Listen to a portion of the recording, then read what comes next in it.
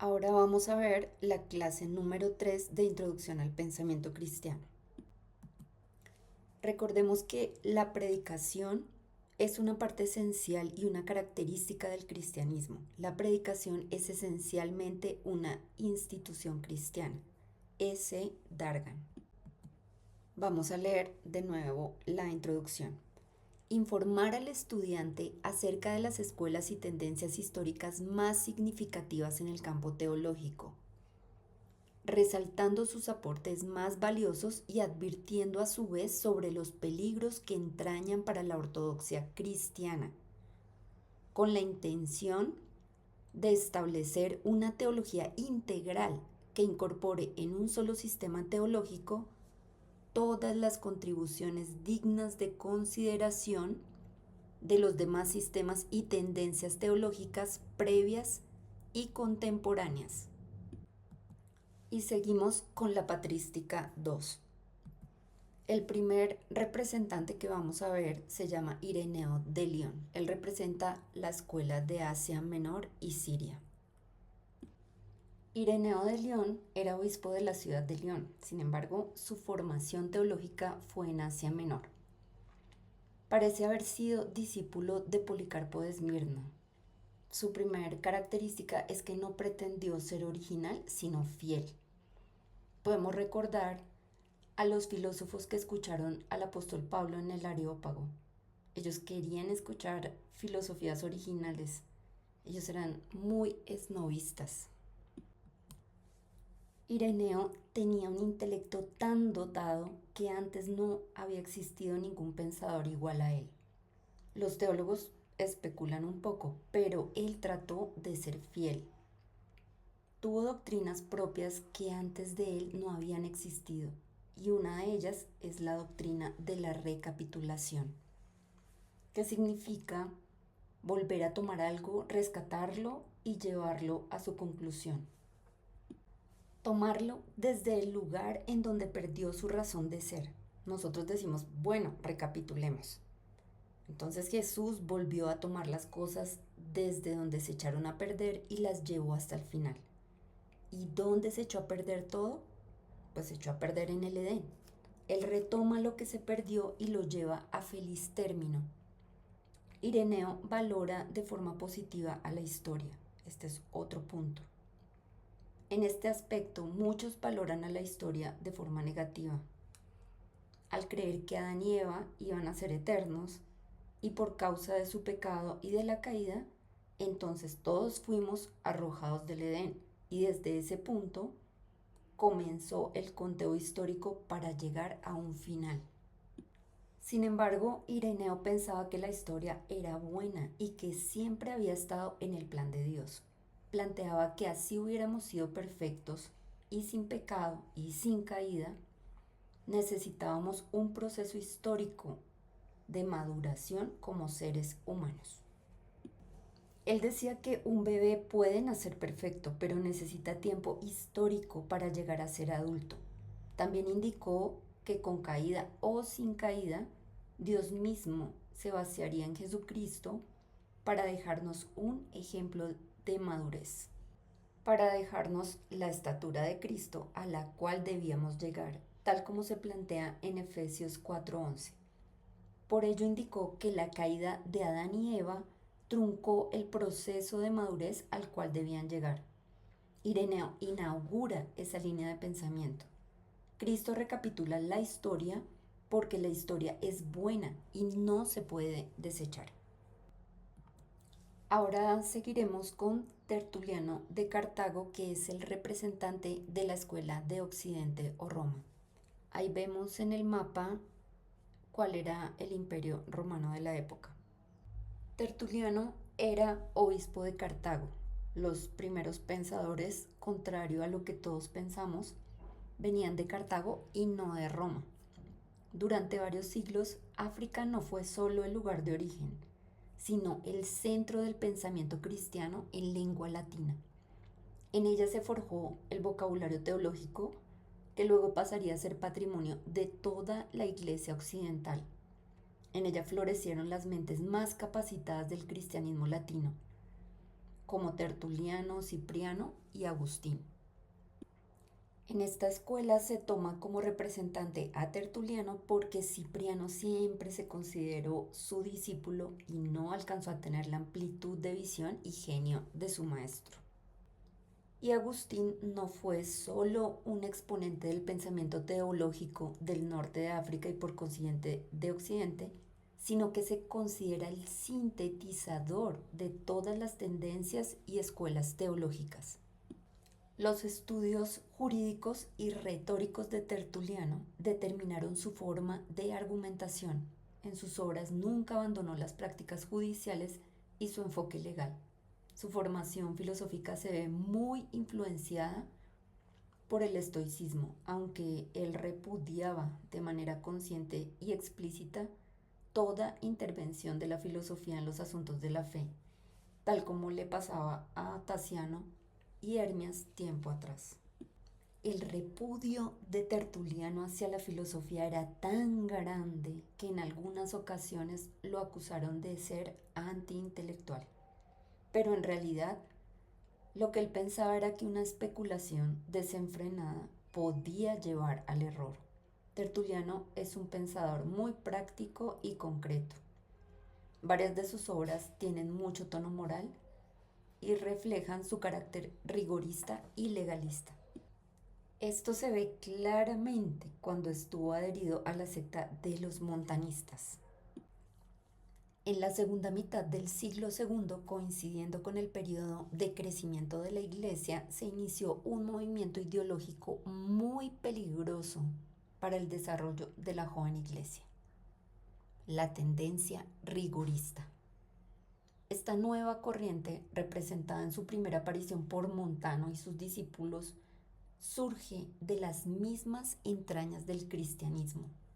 Se presenta como el ideal de perfección del mismo Jesús y trata de corregir supuestas desviaciones del espíritu cristiano. Se llamó a sí misma la nueva profecía. Los que la combatieron la designaron como la herejía de los frigios, con lo que aluden al espacio geográfico en que se inició el movimiento. Solo en el siglo IV la denominaron montanismo, cuando quisieron mostrar el papel de Montano en sus inicios. La evolución del montanismo pasa por una fase inicial, un estado de modificación por obra de Tertuliano y un periodo de definitiva decadencia tras la victoria de la Iglesia. La muerte de los tres primeros representantes de la profecía representó un primer golpe para la propagación del movimiento. Por ejemplo, Maximilia murió en el año 179 después de Cristo. Probablemente se hubiera parado completamente el movimiento si un hombre de la talla de Tertuliano no se hubiera adherido a la herejía. El cambio sufrido por las ideas montanistas con la adhesión de Tertuliano al movimiento ha sido designado con el nombre de tertulianismo para poner de manifiesto su papel muy innovador. No es difícil deducir de los escritos de Tertuliano, de sus escritos montanistas, lo que le atraía de la nueva profecía. Aquí encontraba en algunas cuestiones de la vida cristiana una concepción que respondía exactamente a su actitud rigorista. Él pensó muy bien los puntos doctrinales esenciales del movimiento y los modificó, y al final no se parecía en nada al montanismo inicial. Afirma la prohibición de huir de la persecución, presenta el matrimonio único como mandato ineludible, pero niega las segundas nupcias. Tertuliano encontró fórmulas a través de conceptos jurídicos para hablar de Trinidad. Utilizó las palabras substancia y persona. Él afirmaba que la unidad del Padre, del Hijo y del Espíritu Santo participaban de una misma e indivisible substancia, pero no por ello dejaban de ser tres personas diversas. Estos términos los seguimos utilizando dentro de la Iglesia en la actualidad. El segundo punto es la formulación cristológica. En relación con la cristología, él vuelve a aplicar los términos substancia y persona, diciendo que en Jesucristo hay dos substancias, la divinidad y la humanidad, las cuales posee una sola persona. Esta fue la que prácticamente la Iglesia adoptaría 2 siglos más tarde, las dos naturalezas en una sola persona. El tercer punto es el traducianismo. Él pensaba que el alma humana y la de Dios eran corporales. Y como consecuencia de esta concepción, afirmaba que el alma del individuo surge del alma de sus padres, al igual que su cuerpo surge del cuerpo de ellos también. Esta doctrina recibe el nombre de traducianismo. Esta doctrina fue la base para entender el pecado original. La tomó San Agustín y la reformó. A pesar de no ser la única forma de entender el pecado original, fue la que más se arraigó en la mente occidental. Ahora vamos a ver la Escuela Teológica de Alejandría. Esta escuela está representada por Clemente y Orígenes. La teología de Alejandría es muy importante debido a la intensa actividad cultural de esa ciudad. Tenía la biblioteca más grande de la antigüedad y además un famoso museo. Fue más importante en este aspecto cultural que Roma o Antioquía, ya que ellas eran mucho más importantes en cuanto a lo político. Tenía una ubicación estratégica en Egipto y con influencia del helenismo cosmopolita de la época. Por esto, allí en Alejandría había muchas influencias orientales que se sintetizaron finalmente en el cristianismo esotérico y platonista de Clemente y Orígenes. Clemente fue el maestro y Orígenes el discípulo, pero Orígenes fue un discípulo que superó al maestro y termina opacándolo en muchos aspectos.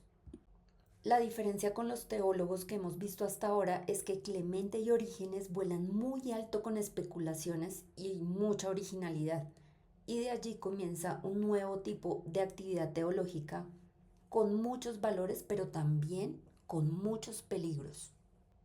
Vemos que Clemente aprecia los valores de la cultura helenística y afirma que la verdad se encuentra también en los filósofos y poetas de la antigüedad.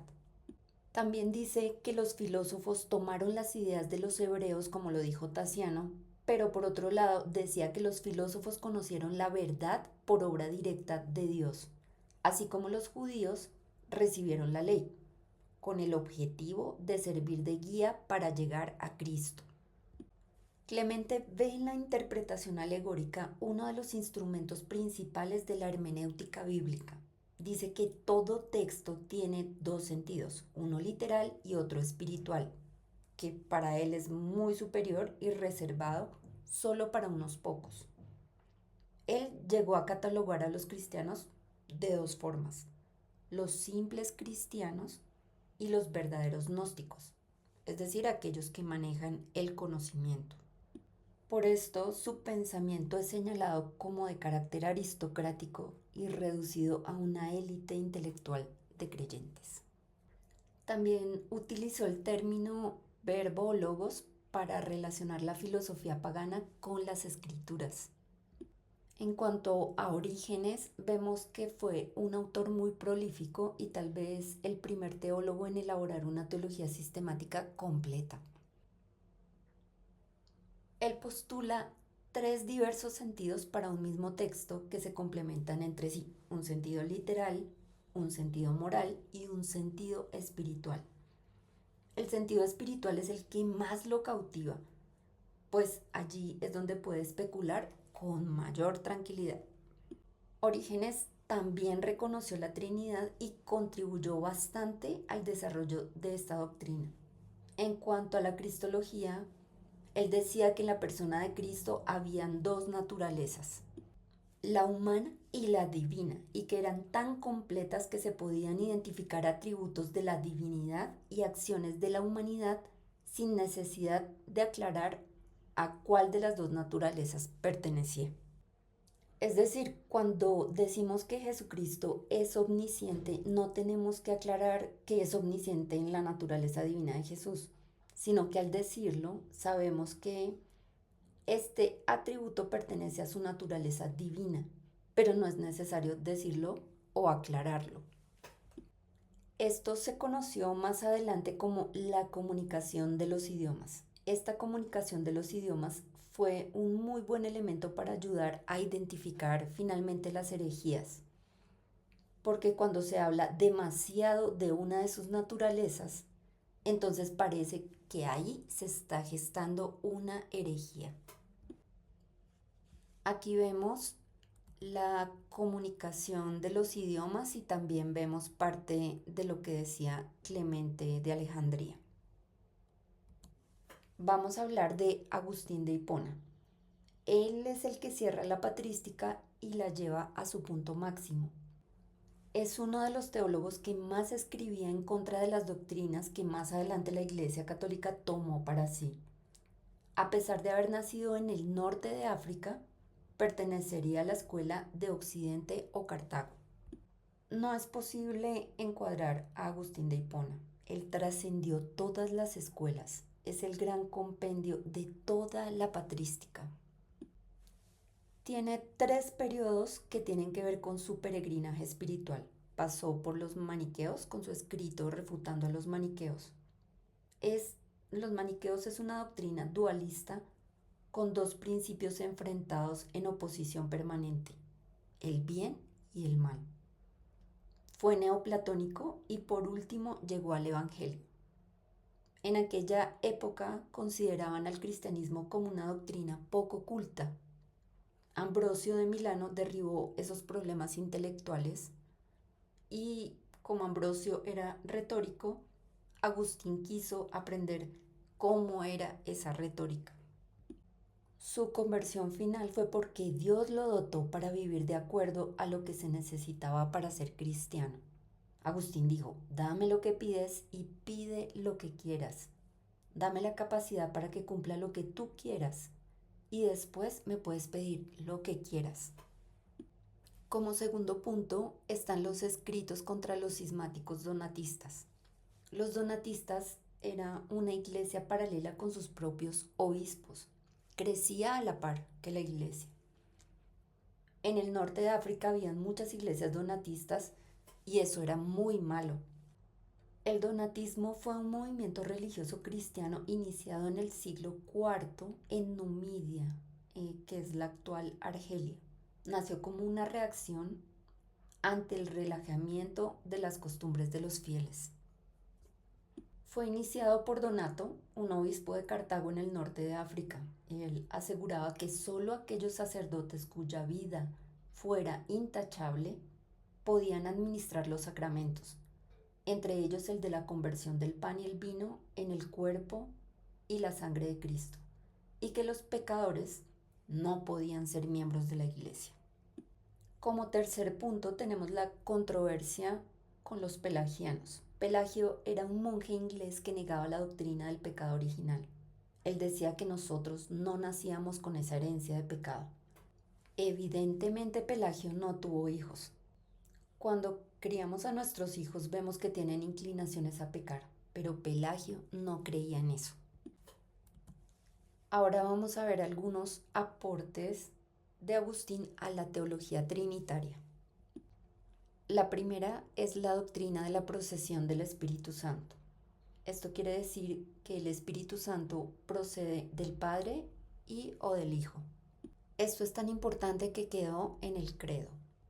Como segundo punto, las analogías de la Trinidad en el ser humano. Tenemos memoria, inteligencia y voluntad. Agustín quiso explicar la Trinidad a través de ilustraciones que pudieran ser racionales para nosotros mismos. Por eso utilizó el concepto de Trinidad en el ser humano. El propósito de Agustín no era decirnos qué era la Trinidad, porque es un misterio que excede nuestra capacidad. Pero estas analogías nos pueden dar un poco de luz al respecto. Como tercer punto, vemos que su obra principal se llama Las Confesiones. Muy, muy recomendada. Y llegamos al fin de la clase número 3. Muchas gracias.